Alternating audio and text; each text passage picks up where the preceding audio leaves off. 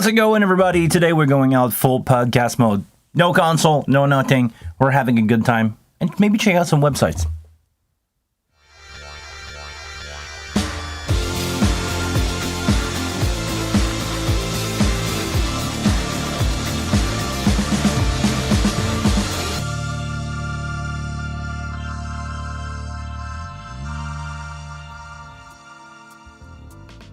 How's it going, everybody? Welcome to another Monday live stream. If it's your first time here, hi, my name is Guillaume. I'm a live sound engineer that love to talk about anything that has to do with the world of wonderful live shows, sound mixing.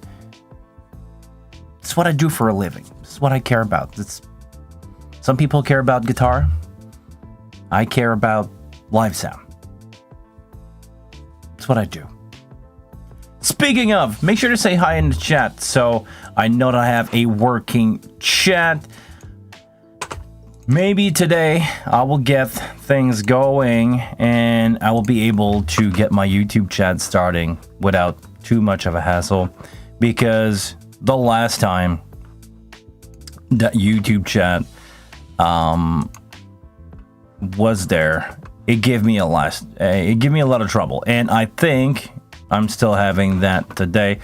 So let me activate the live chat.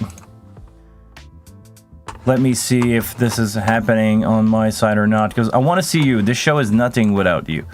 Hey, Steezy. Hey, what's up? What's up, Nick? Good to see you, man. Good to have you guys back on the show.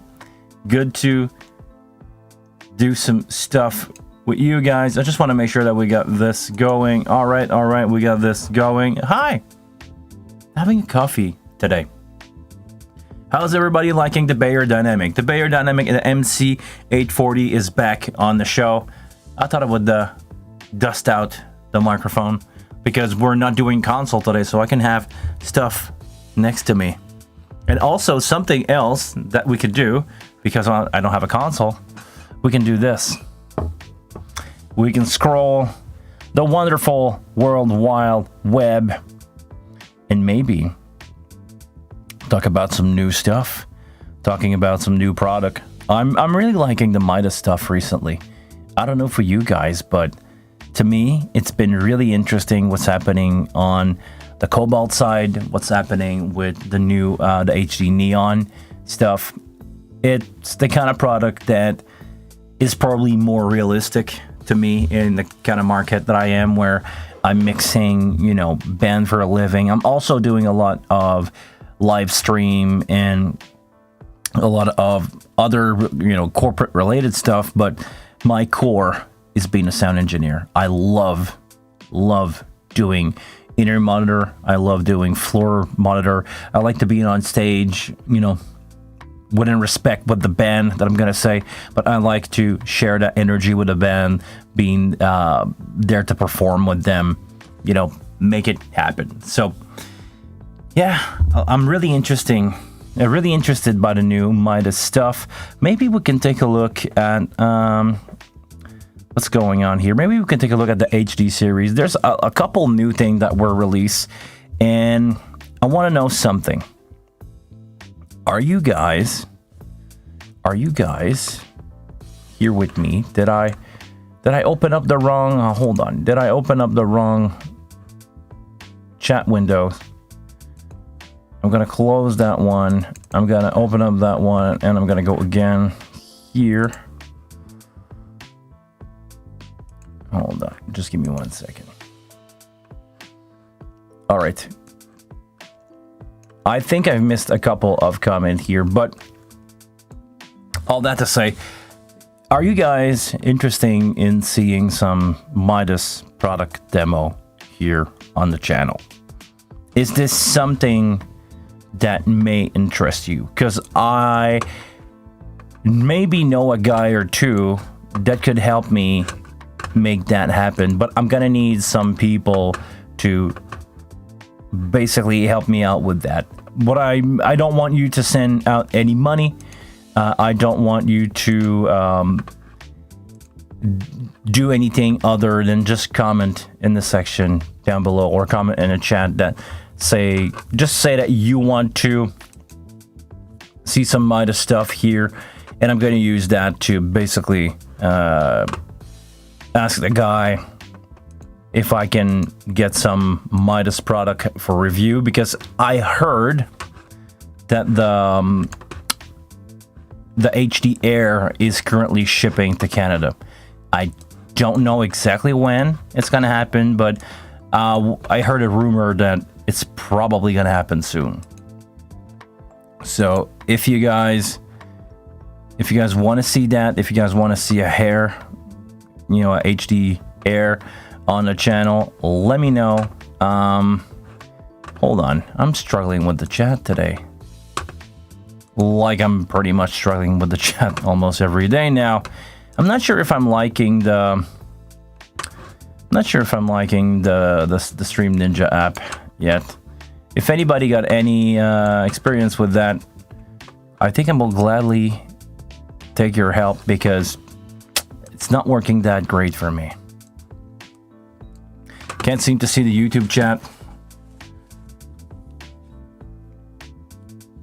So, hold on, let me grab my phone.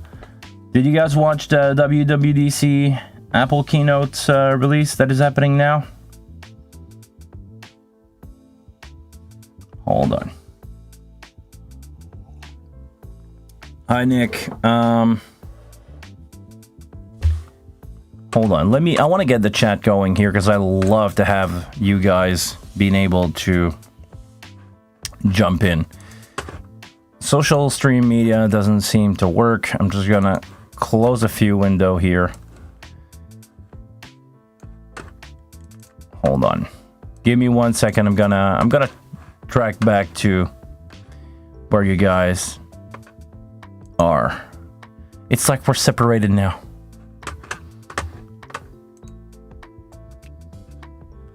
I'm gonna activate the chat. It's not activating. Come on. If you never had any problem on a stream, it's because you never stream. I'm gonna activate source, and should I see some lovely folks in the chat? Hey all, hey, what's up? Sorry, I'm reading on my phone because everything was good. Everything was great until, of course, the stream started for my chat. And now I'm spending time fixing up a chat. I should really get some stuff going to fix that. I should ask maybe some friend. Anybody in the chat knows how to work Social Stream Ninja? Actually, the Social Stream Ninja app, I'm gonna do pretty much like a review live. It's not working that great. I would love to have something happening here, but it's not, nope.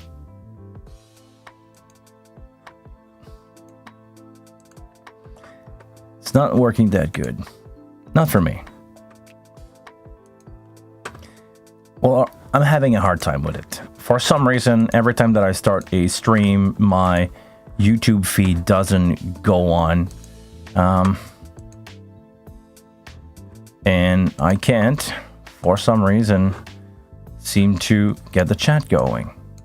And that's a huge problem when you run a show like I do, and you are 100% based on chat response. You know, do I have this stream going? Can I see the YouTube chat? I can't even see the YouTube chat. Ah, man. All right, let's go old school for a second here. I'm gonna close all that streaming ninja stuff,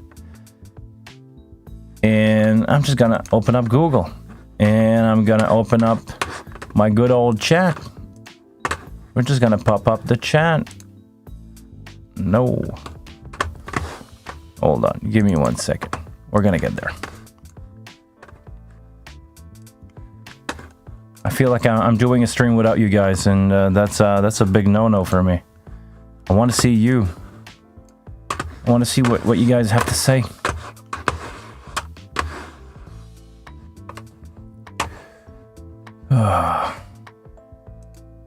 It's not the same without you. Can I do the pop-up chat? Pop-up chat. Can I do it full screen? Yes, I can. And now I see everybody. Hi. All right, so let's start again.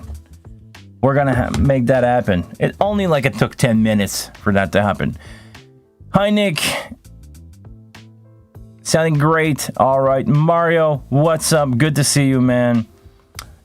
Who else is there? Buller is there. What's up? What can I get there? All right, so question here from Steezy. Opinion on QSys and QSC product. Fred, bonjour la France. Bonjour Fred.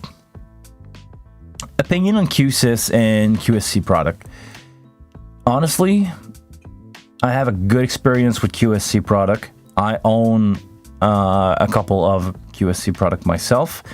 I'm gonna daily drive from starting up this week the QSys stuff. It's gonna be in a room. It's been programmed pretty much as we speak. A new setup for a room that I'm gonna work in.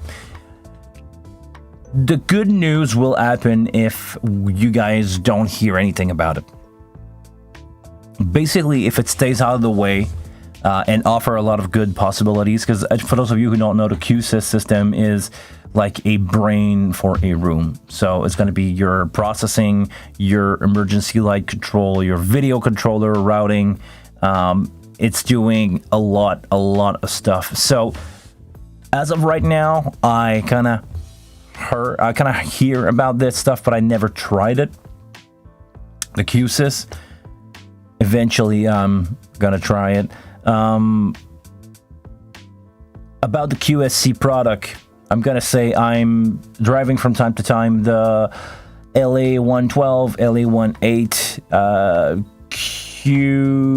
no, not the Q, the CP8, CP12. Every week I'm using the K12.2 as floor monitor. Really happy with the product, to be honest. There's nothing wrong. I love the K12.2 as floor monitor. They sound great to me. Having great results so far. So that's my opinion about the QSys and QSC product. I love them. They are out of the way. They are a good affordable option because it's not the most expensive stuff ever.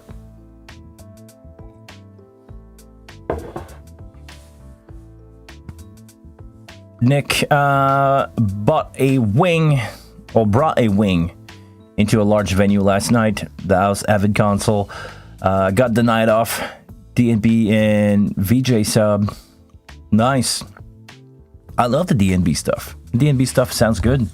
It's been a while since I've really done a lot of front of house with those DNB kit.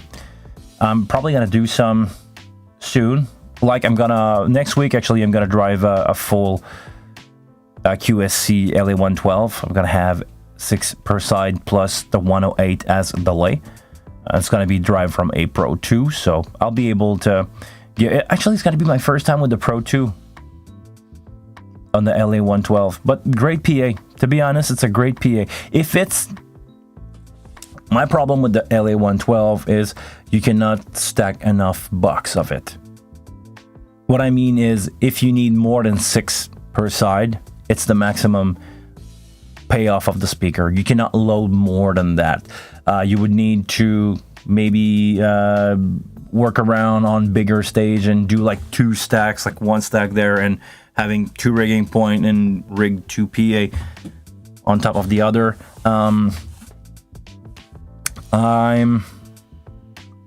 It's not designed to be this way. It's probably gonna work, but it's not designed to be this way. So I don't know. It's a great PA. I think if it was bigger, it could get a bigger market. But Yeah, you need to resign to go to other big player like the L Acoustic, D&B, and Meyer of this world if you want to have bigger sound system. There's also, you know, passive kits from RCF that are available, but I mean, it's a different market. The same way that the HD96 versus the Wing is a different market. You can get a show done on a Wing every day of the week without having any problem with it, as long as you are within, you know, the spec of the console.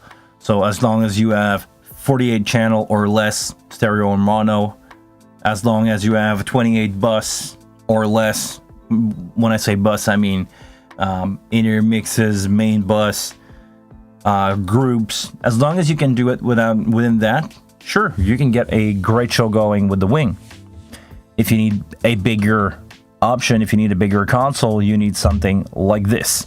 You need to go in the Midas HD stuff. You can also add stuff that is not available on the Wing side, like the AS80 for redundancy. Those of you who don't know about that stuff, the AS80 and the AS88, I'm probably, and I'm hoping that I'm gonna get this right. I'm hoping to get a demo unit of these at the same time as I can get my hand on an HD96 Air.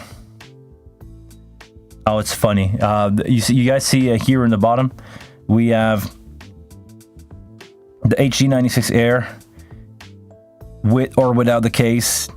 The price difference is not that big. I'm really glad to see that. Yeah, so I'm working to get a demo out of these things. I'm hoping for a Neon to show up eventually soon. I'm gonna be careful of my word here, but soon. But right now, available on the market is only these 4 units from the HD series stuff, which is the full size HD96 24, the HD96 Air, and the AS80 and 88.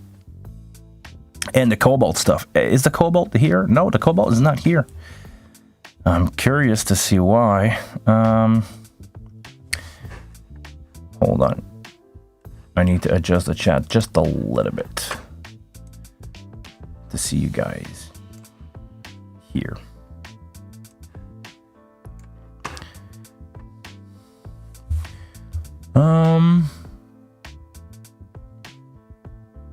My move lately is using Wing Rec with a system processor. Okay, good. If you have a lot of delay and you need to, you know, move a lot of output without eating too much of your bus, you can do a system processor. And a small sidecar mixer for string choice. Okay, if you have free up the matrix and power, yeah, makes a lot of sense, Nick.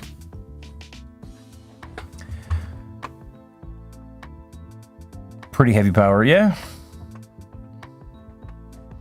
Well, just because you have interconnection that can be done really easily with these machine, it's gonna be, you know, it's gonna be really powerful system, because a Wing itself is a really powerful system when you think about it, and all the conversion that you can do with that stuff. You know, convert from AS50 to USB to Dante to a lot of really cool option available there.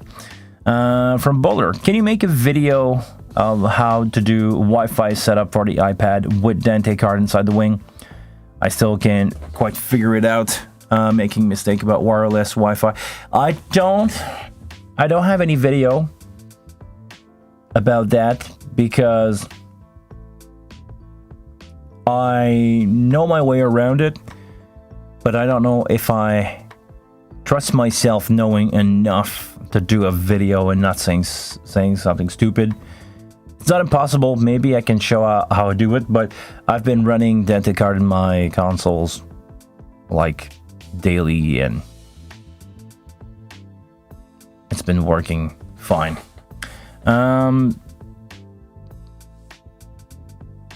Buller, do you see 3 settings for the Dante card? Switch, separate, or redundant? It's switch. Try separate or switch. I don't know. I don't remember which one I have. But try one of those settings. To me, it's been working fine. Seriously, I've been like driving my router with the Dante card, no problem. And Dante is working, and the control for the musician app is also working. I would love a gain assistant in the wing, like the new LNE to QU series. Can you tell me, honestly, what a gain assistant is doing? Is it like doing gain for you? Like, is it something that you enable and it's gonna drive gain during the show? Because if it's like an auto gain setting, I don't know if I like that or not.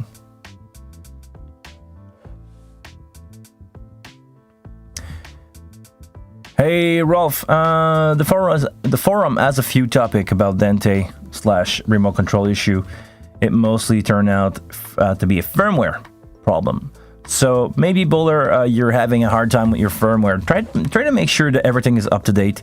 Try to make sure that your wing is running the latest firmware. Try to make sure that your Brooklyn card, Brooklyn 2 or Brooklyn 3 card also run the latest firmware. And it's probably going to fix a lot of problems. Probably going to fix a lot of incompatibility with one another. Nick is running separate. Okay. It controls... Okay, back to the auto gain assistant. It controls gains during show or auto gain 2 function. Okay. Maybe it's just me, and I've never tried those apps or those intelligent control. But I don't think it's a good idea to have gain moving during a show. Especially with people that are not used to it. I rather having a musician go really loud and maybe clipping a little bit and input than having the gain turned down without me knowing it. Because some people don't seem to understand this, but I personally believe that one of the best, and I'm not the only one saying this, but I personally believe that one of the most important things that you can do when mixing is getting your gain staging right. And it's not only true for sound engineer, it's also true for musician, guitar player. I'm gonna take a detour to come back to something that you guys probably heard about or not, and we can talk about this because I think it's going to be a really interesting topic. Guitar player, when creating their sound in the studio, professionals or, you know, most players, because somebody out there is going to say that, you know, the metal guy don't do that, but actually they do without knowing. Guitar player dealing with dynamic of their playing, distortion, dynamic, stack, overdrive pedal, one on top of the other. They stack guitar pedal on top of amplifiers.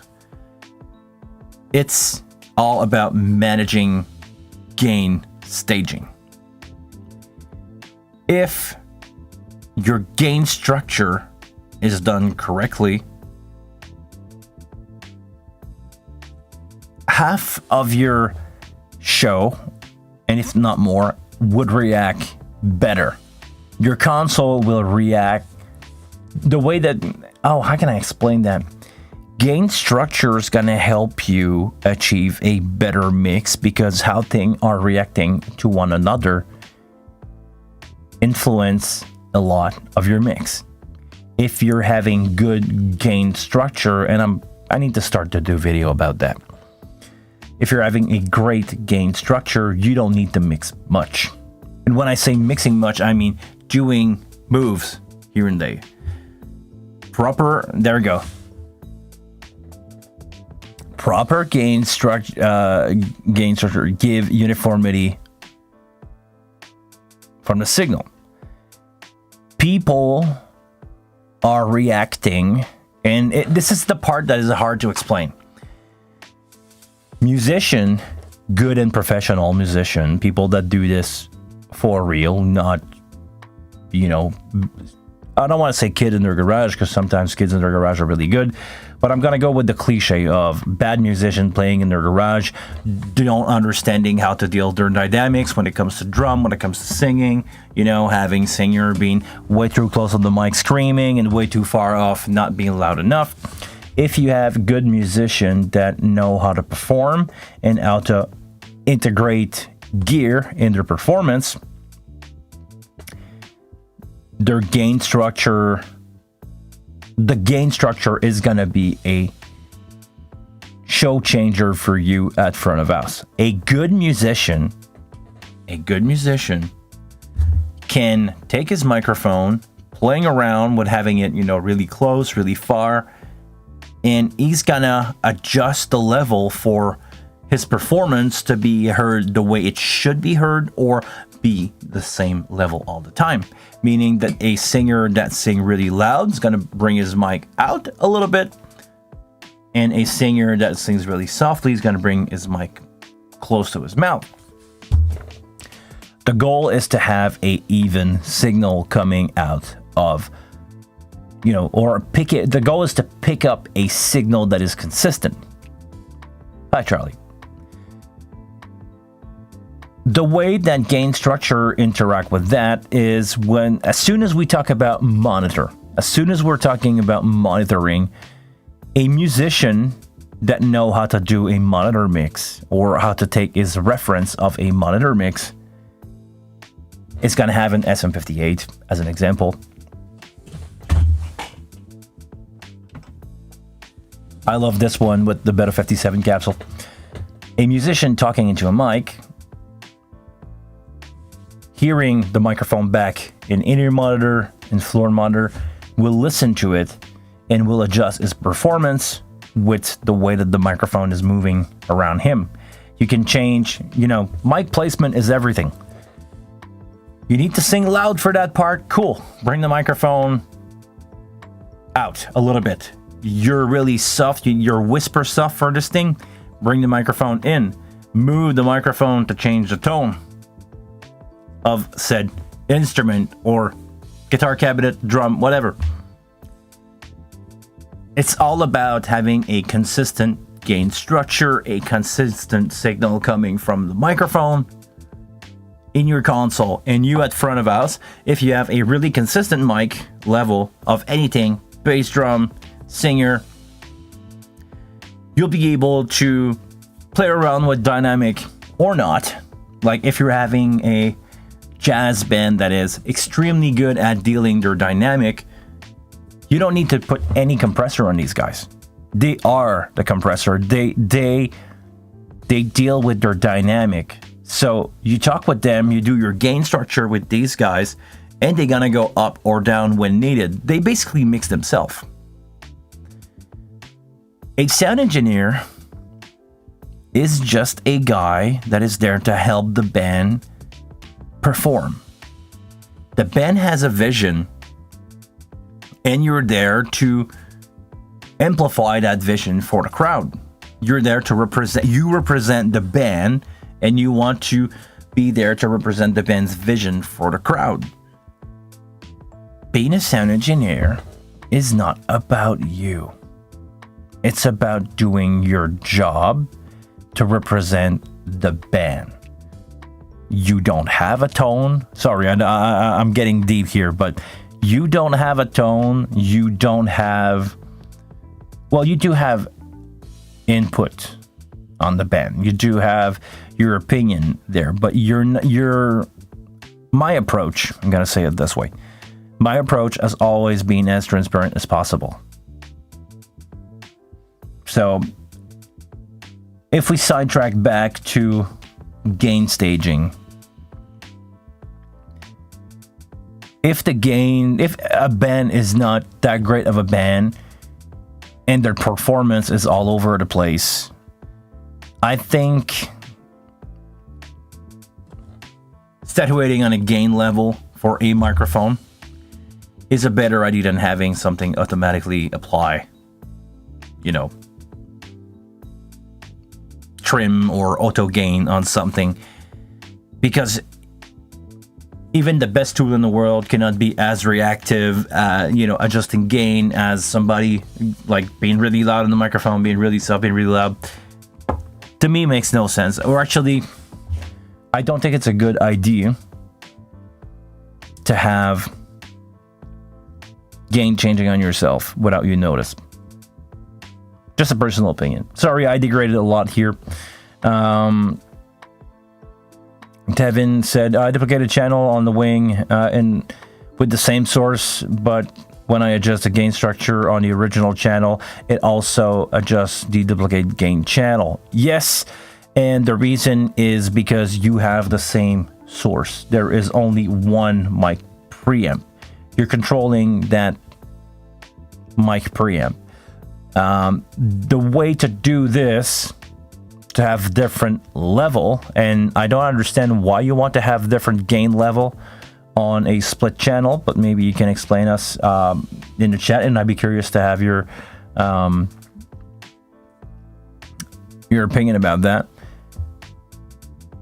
But the only way to do separate gain is to have a physical split of that microphone. You want to have physical split of that amplification. Otherwise, like everybody else is suggesting, using the trim is a good option. But please, if you can, explain to me why you would like to have separate gain level. Because a properly set signal on the way in is probably all you need. If you need to give it some more, you know, juice, you can apply compressor. Compressor have makeup gain. Makeup gain is going to help you to, you know, reduce the dynamic and amplify the overall. So please let us know what do you think,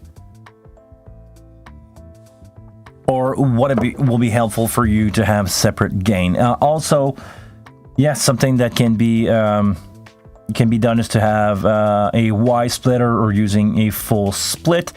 I'm using a GL231 with my wing most of the time, so if needed, I can have, you know, separate gain level.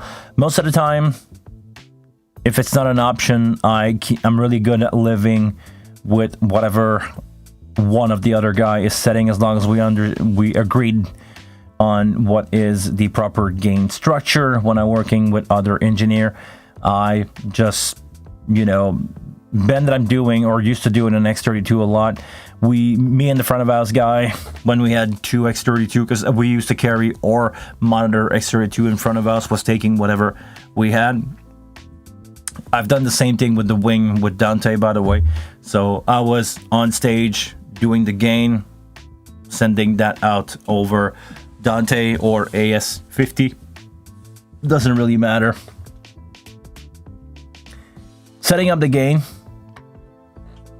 to get an average of -18 to -12, depending on some input, usually is the way to go. That go, you get some really good VU going. You can attenuate it with the trim. You can boost it a little bit with the trim if needed, or apply gating and compression, or I'm gonna say any dynamic of your choice on that signal to usually deal with that. And it's usually a good way to get a good incoming signal on a console.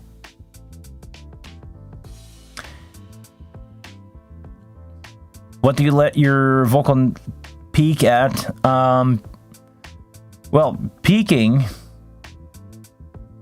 it could be anywhere. Honestly, I don't care. As long as I'm overall -18 to -12. You know, my range is, depending on soft song, it could be -18. Hard song could be averaging on -12. I don't mind if somebody even clipped the preamp once or twice during a show. Usually it doesn't happen, because for a singer to be loud and getting performing loud and getting around minus 12, he needs to get really, really loud to clip that signal. It's not impossible, but the way that the gain is working, what's up, Dan? It's not that difficult to stay within the limits. So usually I set my vocal, like I said, to be around minus 18. And if I know the guy is going to get really, really loud, I try to avoid clipping, but I can let it in a show peak like once. Like it's not going to matter. Usually they don't. Usually when you set your average to minus 12, it's going to be, most of the time minus 12. And if for maybe one note, like on a particular spot of a song where it's needed to be loud, I'm clipping, I'm gonna live with it. But most of the time it doesn't happen. With proper gain structure, it usually doesn't happen. And I'm lucky enough, knock on wood, I'm lucky enough to deal with professional nowadays, and they are consistent. They have almost always the same output. I'm talking about drummer, bass player.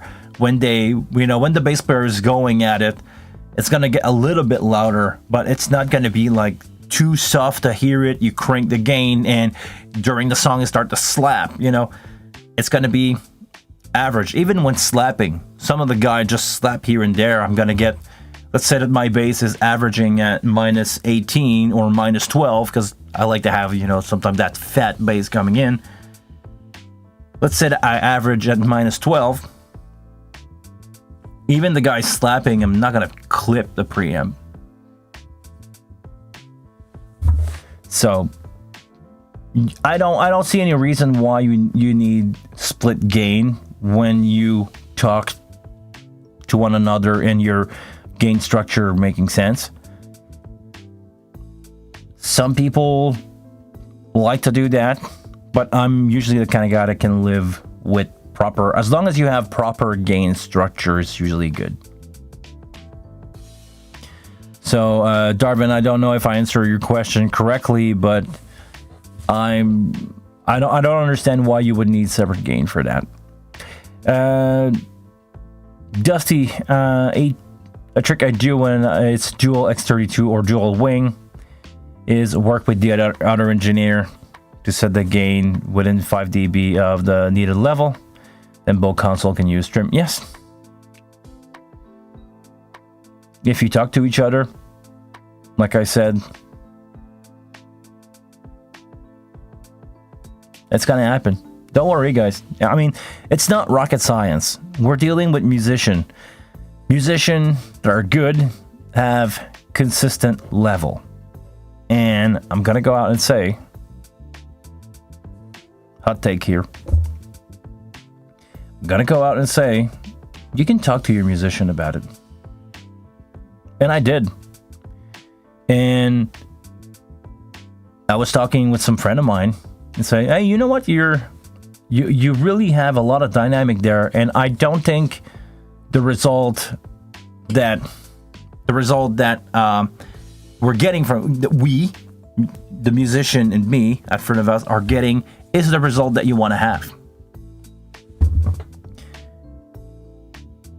Talking about that to a singer and go like, man, you're really going out on that song on that note. You're screaming your lungs out, but all you do is like clipping the preamp maybe a little bit and make the compressor go really hard. And it's gonna sound like it's choking because the compressor is really trying to holding you back. And you went like, oh, but I wanted that to be loud. And this is where you explain to the singer that it doesn't really matter how loud he is on stage for front of house, because once it's compressed, let's say once on the channel strip, and after that in your main bus, if you want to have a little bit of compression, basically if you're talking into a mic or if you're screaming your life out, it's probably going to be not even a 3 dB difference.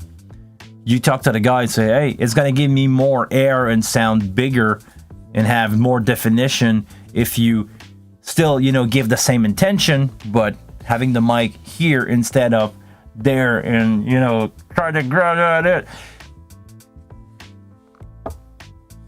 It's gonna, talking, like Dusty said, the most important skill that we have as an engineer is communication, or we need to have as an engineer is communication.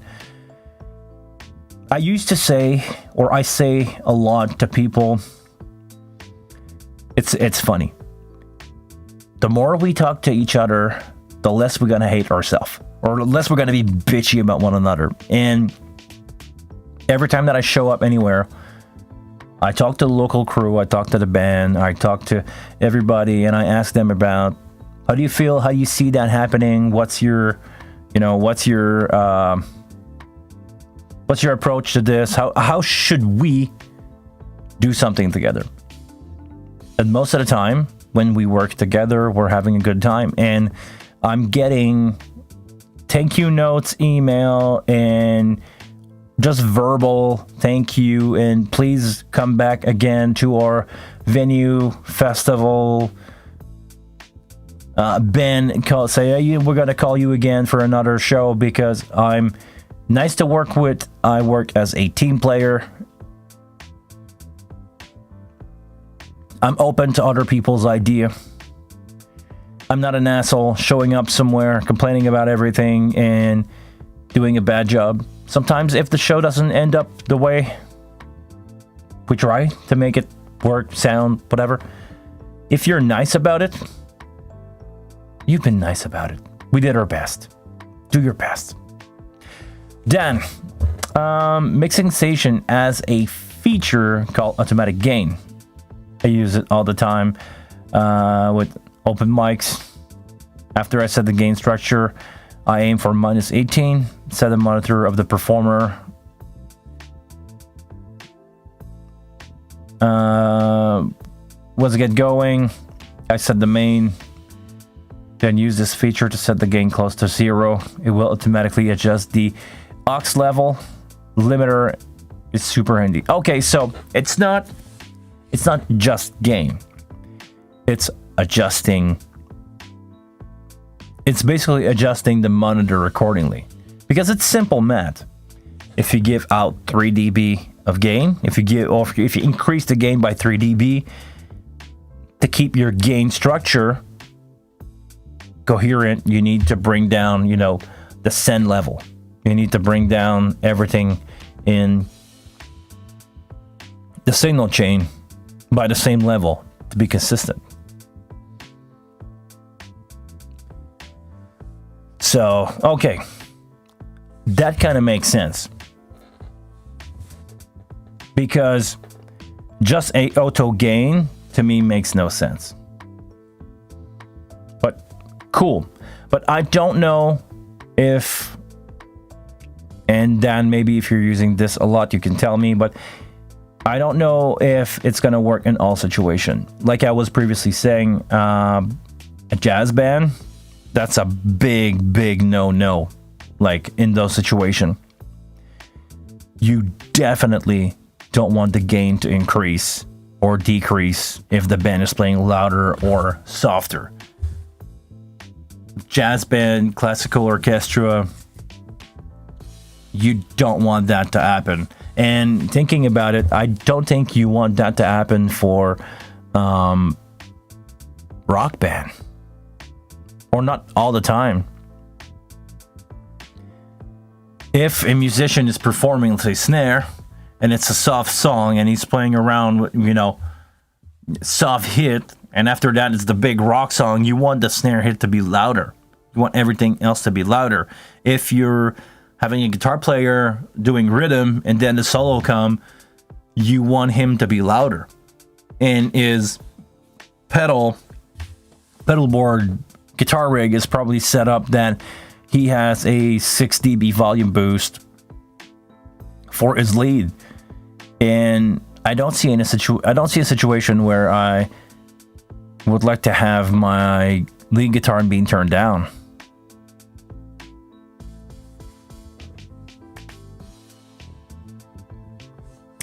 it gives you tops and bottom watermark. So as long as you stay within those limit, it will be transparent. Okay. So you can set 3 dB on each side, 3 to 6 dB on each side, and it will adjust. Okay.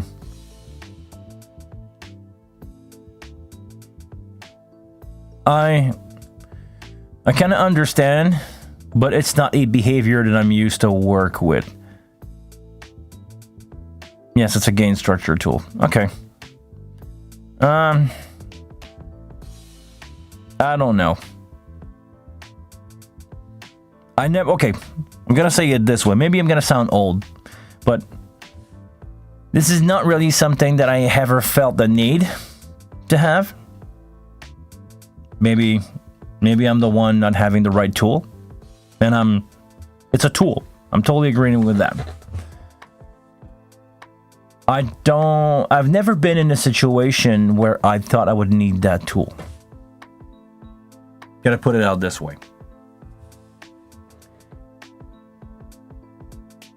Am I wrong not to use it? Maybe. Am I right not to use it? Maybe. Dan, can I explain my use case? Yeah, sure. Well, actually, with your open mic, makes total sense. You have you have people showing up, do 1 or 2 song. Like yeah. A lot of open mics, different musicians switching, people switching all the time. I understand that. I understand why it would make sense in those situations. Most of the time, I'm using the same band. I'm mixing the same band. So I don't know if that would make sense to me. Because I'm always having the same guy singing the same song and the same mic, really the same mic.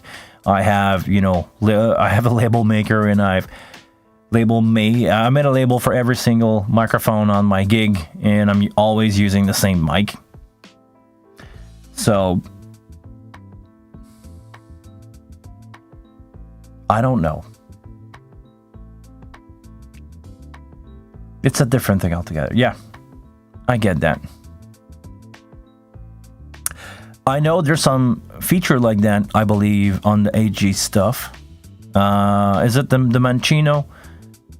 In the Mancino section that you can play along with those things? This is probably something that we're going to experiment in the near future. And let me ask you something while we're here, guys.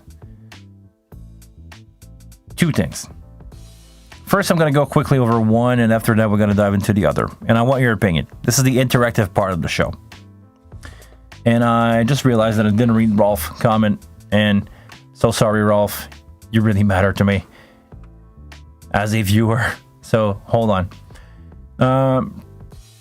Related to the gain level, could it be that the channel strip component and effect react differently to low or high level?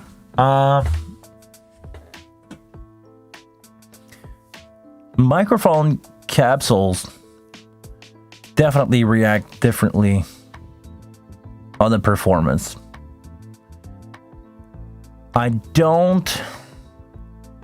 Really interesting. I don't think there's a lot of difference from somebody singing good, at good level, quietly or loud, and you adjust the gain. I don't think there will be a lot of difference. Of course, stuff like the Midas XL4, when people talking about cranking up the gain, they're talking about cranking up the incoming input level. The way that those consoles are distorting, saturating. I'm going to use the word distorting because I think it's a fair more word to use, because saturation is sounding too pleasant. Having a nice saturation versus, yes, voluntarily distorting the input of a preamp. I think if you are in the usable range, and there's a video of Dave Rat about that. If you are in the usable range of a microphone preamp, as long as you're not modifying the transient by clipping, it's pretty much the same result. Microphone capsule do react differently on, based on the SPL on the other side of the microphone. Guitar mic is the first thing that, a guitar speaker needs to move air to replicate or to produce all the frequency that we like to have.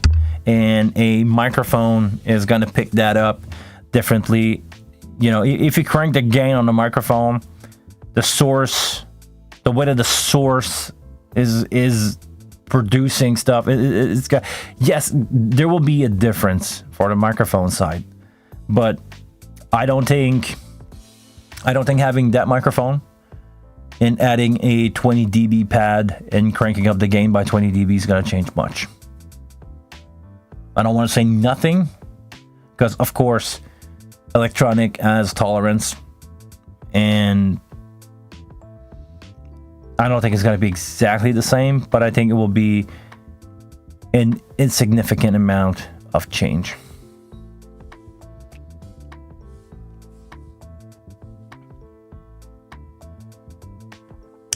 Gain structure, like Robert is saying here, will definitely play a huge difference in channel strips effect.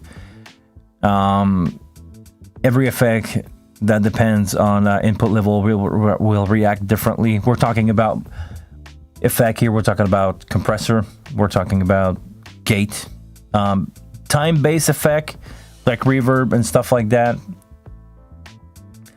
I don't think the amount of input that you send into that reverb versus the output, if you give more input and less output, I don't know how much of a difference that will make, but definitely on a compressor gate,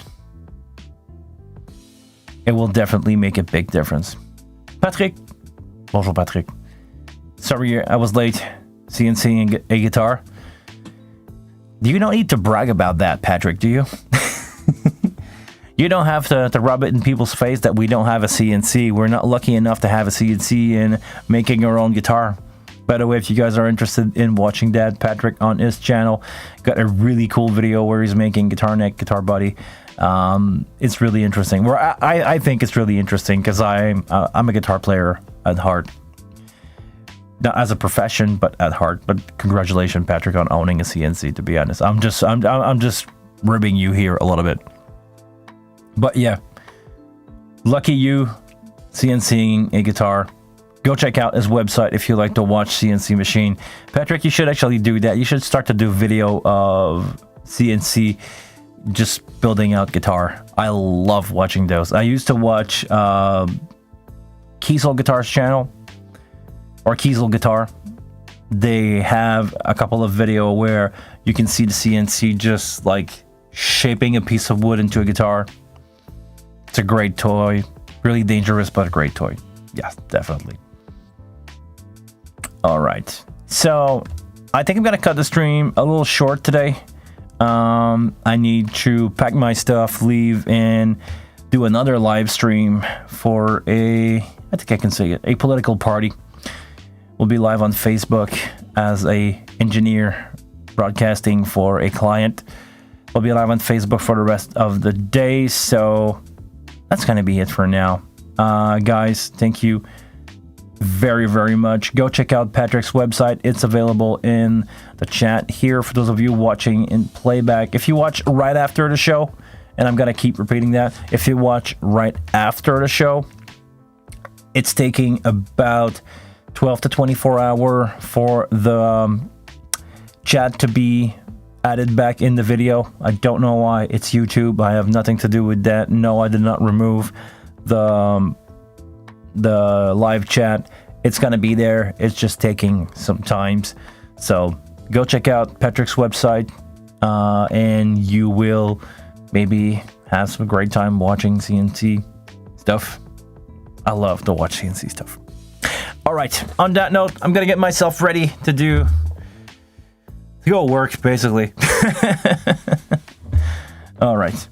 On that note, guys, thank you very much for being part of this live stream. Next week, I'm going to have my setup not packed, and I will be ready to rock. We can have a wing or another console. Or, oh yeah, I didn't talk about that. I keep teasing you about, but Patrick came in and we switched to CNC. What do you guys would say if I were to have an LV1? Hold on, Nick. Hold on. Don't say bye. What you guys will say if I were to try out an LV1? What you guys would like to see about the LV1? I probably gonna have an HD Air also as a demo for now. All the they're shipping. I know about that. There's some on the way to Canada here. I don't know if I'm gonna have the option to buy one now because I think all the pre-orders are already sold in Canada or in US. But I might get my hands on one with with the full kit, the full AS88 and the AS80. I might have that. I might have a Cobalt box to go along with that. And I might have a chance to soon have an LV1 as a demo. I'm not going to say too much about that one because this one is a little more of a long shot. Because, I'm in a really good relationship with a guy over at AVL Multimedia. They are the one distributing Midas. So I think you guys can put 1 + 1 together. I might have an option to get a Air as a demo. The LV1 is also another option.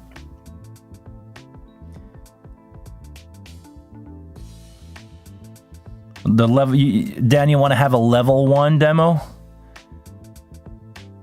That I cannot do, but LV1 demo I can try. But what would you like to see me do with an LV1? No, LV1, okay, LV1. Tell me what you guys would like to see me do with LV1. I don't know the platform. I'm not sure how things are gonna go. Nick, about the price for the Air, let me check out Midas website. We have here, and I got it here. We have the US map price, or the MSRP, excluding US, is 19. It's basically $20,000 for 500 plus taxes and then shipping. It's gonna be $20,000. So yes, you're almost on it. If you want to have it with a case, it's gonna be 20,800. So it's gonna be a little more expensive than a wing, for sure. But definitely something that's gonna worth taking a look at. I'm expecting the Neon to be a little more expensive than that, or differently priced. The rumor is, and we can take a look at this, the rumor is it's going to be half the price of the full HD. So 36, or we can take actually the one without the case is 34,200. And if you divide that by 2, 17 grand. So the Neon is expected to be in the neighborhood of $1,700 US. Convert that to whatever currency you're using. But it's about what you guys gonna get. We'll see. We'll see what's going on with that. So, all right. We're almost closing on an hour. It's just going to be enough time for me to say, guys, thank you very much for watching. Let me know what you want to see about the Air, the HD96 Air demo. Let me know what you guys would like to see maybe about an LV1. If I get a lot of comment, you know, wait 1 more minute and type a comment saying that you want to see demo of new console, you want to see a demo of the Air, you want to see a demo of the LV1. Put that in the comment down below. Once the stream is over, it's gonna help me tell the salesman that they should send me a demo unit at least for me to check out with you guys. So on that note, for real this time for me to go. I need to go to work. Put that in the comment down below. Not in the chat, but in the comment below. Till the next one, I want you guys to see another video. Go watch somebody else on YouTube. Make sure that YouTube is running around. Go watch maybe one of my other video if you guys want to help me out. Till the next one. Actually, I need to point out, no video next week. I'm going to be busy doing a stream again. But after that, for the rest of the summer, I think we'll be good. Thank you. Have a good day. Go watch another of my video. It's going to help out the channel. Otherwise, I want you to have a great week. See ya.